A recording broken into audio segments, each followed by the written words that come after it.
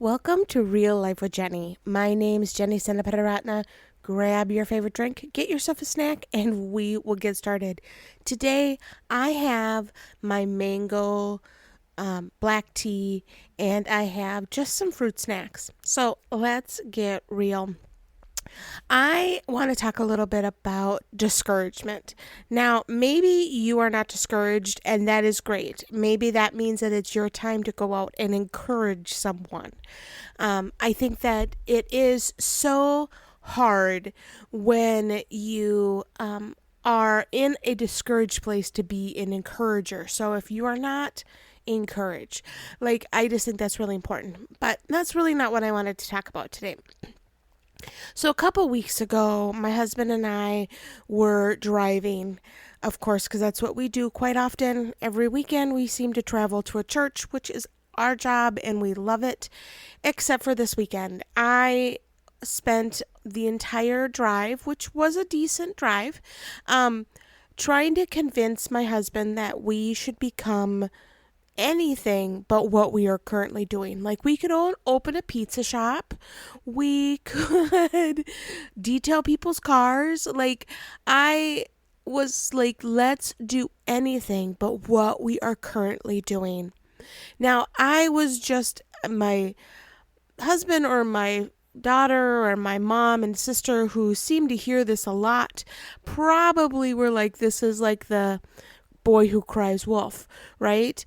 The boy that continually says time after time, hey, there's a wolf, hey, there's a wolf, and everybody comes out and supports him, and then when the wolf finally comes, nobody shows up because they are sick and tired of showing up to a fake wolf and to be joked upon. And so I know that my tendency is to get discouraged, especially in the month of February, because the month of February is a fundraiser month. And I realize that should not really have a big impact on me emotionally, but it does. I don't like asking for money. I wish sometimes that the Lord would just send a lottery ticket in the mail that someone else had purchased, and thus I had not gambled, but I still won. You're like, Lord, really, between you and the podcasters here, if we got a check, any check over $200 is $200 is a big deal. If we got a check for $1,000 to $10,000, it makes a huge difference in our finances. We just run such a tight ship that those amounts just kind of can take you to the next level in just ways that people just don't understand. And when you're doing fundraising and it's not going well, it is really discouraging. And I find that I want to give up, and I just want to be like, let's do something else. I am a very talented young lady. I'm not maybe young anymore, but I can do something else. What else could I do? And I really was like, Lord, I just want to give up. I just don't want to do this anymore.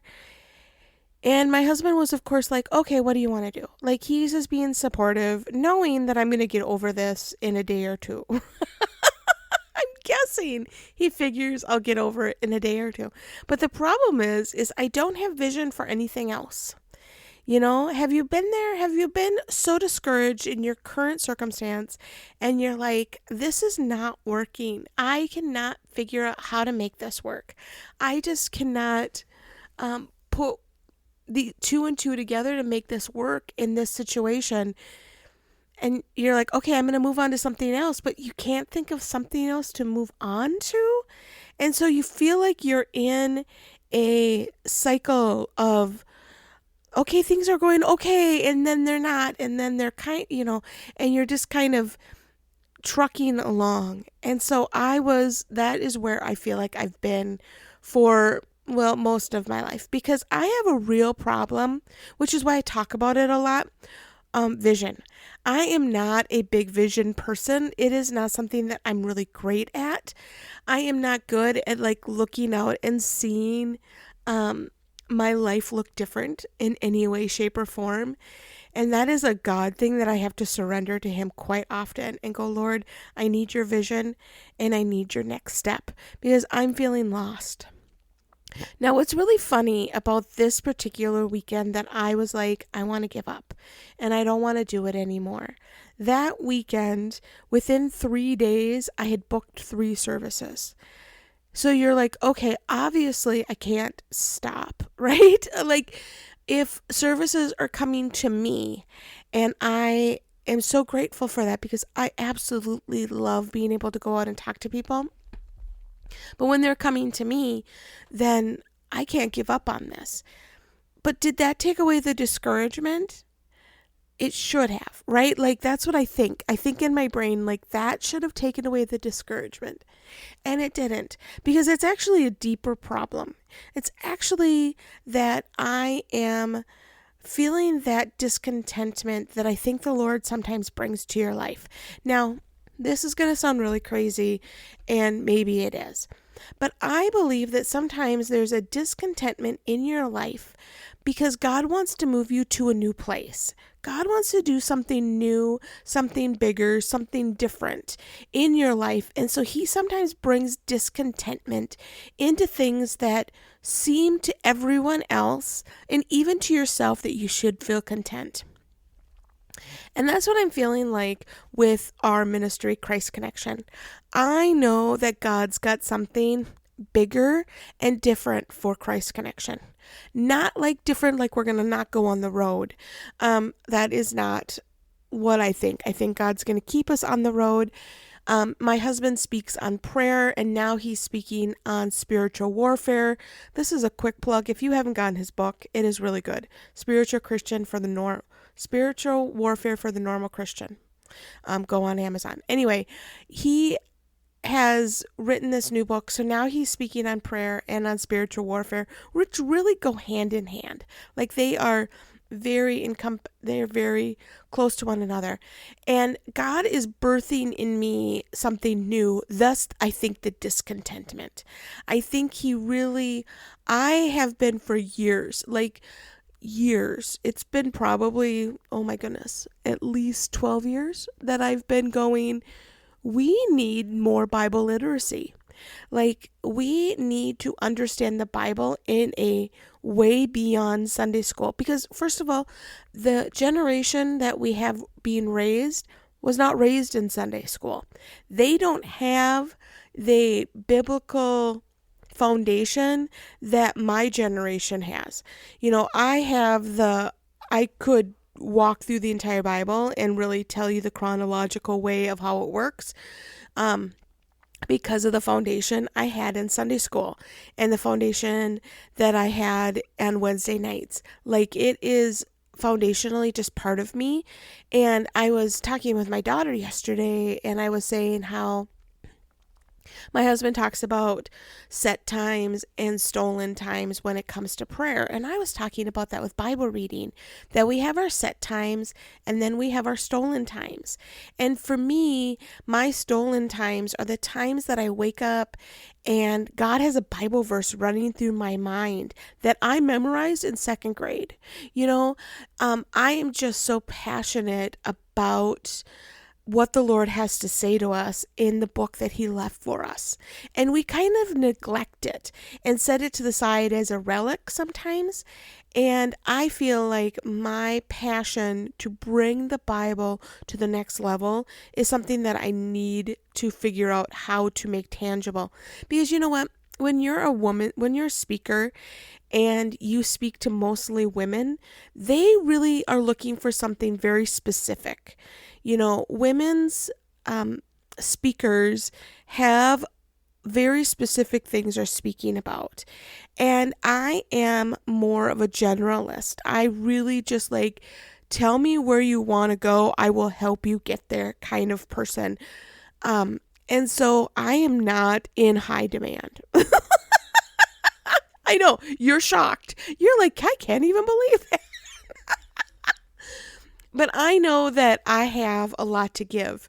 And so I'm trying to understand that my discontentment right now with where we are means that God wants something new in our lives, and He wants something new for us to be doing. He wants me to walk down a different avenue.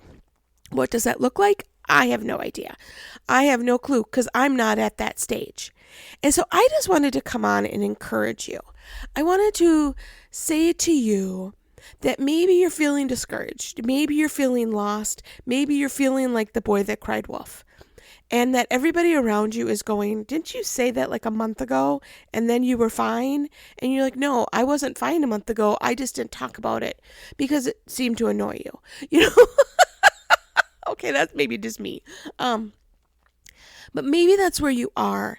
And I just want you to know that it could be that God really has something new for you, that He's got something that He wants you to start dreaming about, figuring out, going after, because right after discontentment, when you hand it over to the Lord, there's vision and clarity.